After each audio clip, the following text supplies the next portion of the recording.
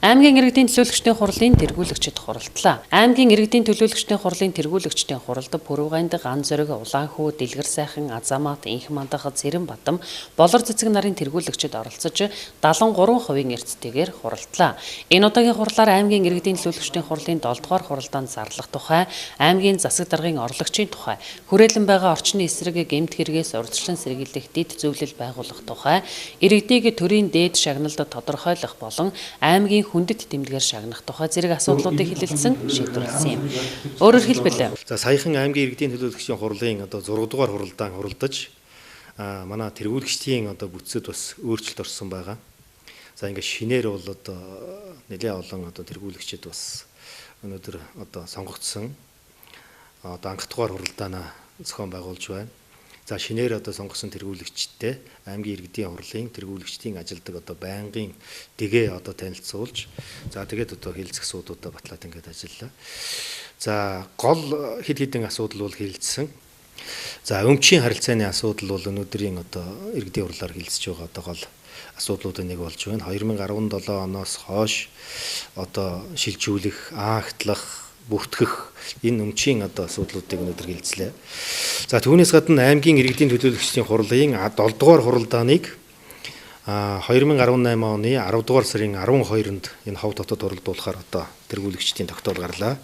За энэ хурлаар ямар асуудал хэлцэх вэ гэхээр нэгдүгüүрт нь бол төлөөлөгчийн бүрийн эрхийн асуудал хэлэлцэн. За энэ нь бол аймгийн иргэдийн хурлын төлөөлөгч Хувигийн Болдбаатар төлөөлөгчд аймгийн иргэдийн хурлын төлөөлөгчөөс татгалзъя гэдэг ийм хүсэлтэй өгсөн. Энэ учир нь бол бас төрийн байгууллагт шилжиж ажиллахаар болж байгаа юм билээ. За хоёрдугаарт нь бол аймгийн 2017 оны төсвийн гүйцэтгэлийн дүнгээ хэлэлцээд тэгээд 17 онд ямар ажил хийсэн байна, алдаа онооны юу байв гэдэг дээр дүгнэлт өгөөд 17 оныхон төсвийг бол цэглэнэ. За 3 дугаарт нь аймгийн 2018 оны батлагдсан төсвийн хэрэгжилтийн явц түүнд оруулж байгаа өөрчлөлтийн талаар асуудлыг хэлэлцэн. За 18 оны төсвийн хэрэгжилт маань ямар байна? За дээрээс нь бас хэд хэдэн зүйл дээр тодтгол хийх зайлшгүй шаардлага байгаа. Орон нутгийн төсөв дээр за мөн өшөөд хөгжил сан болон орон нутгийн хөгжлийн сан зэрэг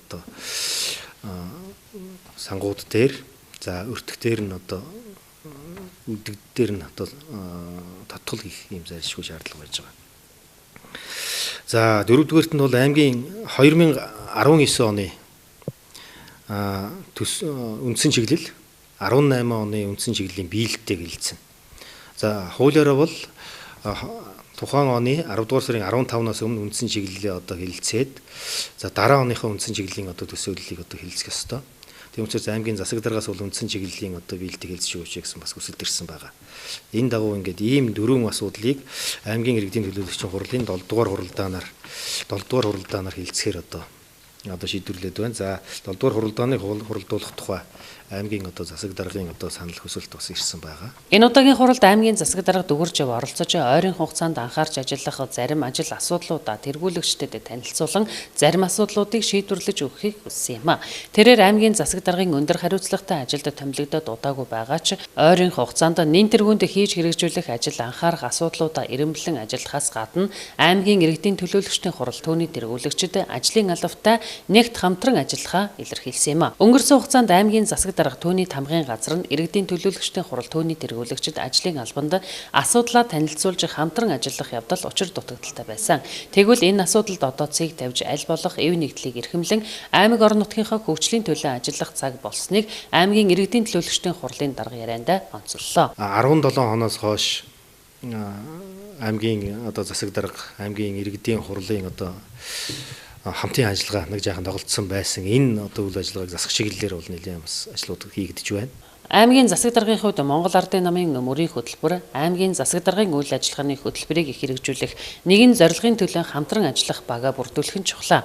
Тийм ч учраас аймгийн засаг даргын орлогчоор төлөөлөгч намын хорооны дэд дарга тогтохын жаргал сайхныг томилж ажилуулах саналтай байгаагаа танилцуулан дэмжиж өгөхийг хүслээ. Тэргүүлэгчид тогтохын жаргал сайхнаас сонирхсан асуултаа асууж хариулт аван аймаг орон нутгийнхаа хөгжлийн төлөө хоёргүй сэтгэлээр зүтгэж ажиллахыг анхааруулан дэмжсэн юм.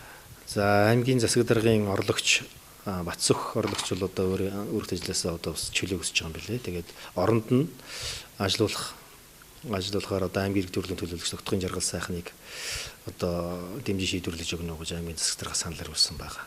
За ингээд Жаргал сайхан одоо төлөөлөгчийг аймгийн засаг даргын орлогчоор ажилуулах саналыг бол аймгийн иргэд төрлийн төлөөлөгчдөөс бол дэмжлээ. Тэргүүлэгчдийн хуралд аймгийн төрийн аудитын газрын дарга гал одрох зөвлөх эрхтэйгээр оролцлоо. Тэрээр аймгийн засаг дарга хэрхэн ажиллах нь түүний бага хэрхэн бүрдүүлж ажиллахаас шууд шалтгаалдаг юм. Тийм учраас засаг дарга эрх мэдлийнхээ хүрээнд хийх халаас илгээ томилгоогоо хуулийн хүрээнд ойрын хугацаанд хийж ажиллах нь чухал гэдгийг зөвлөлөө.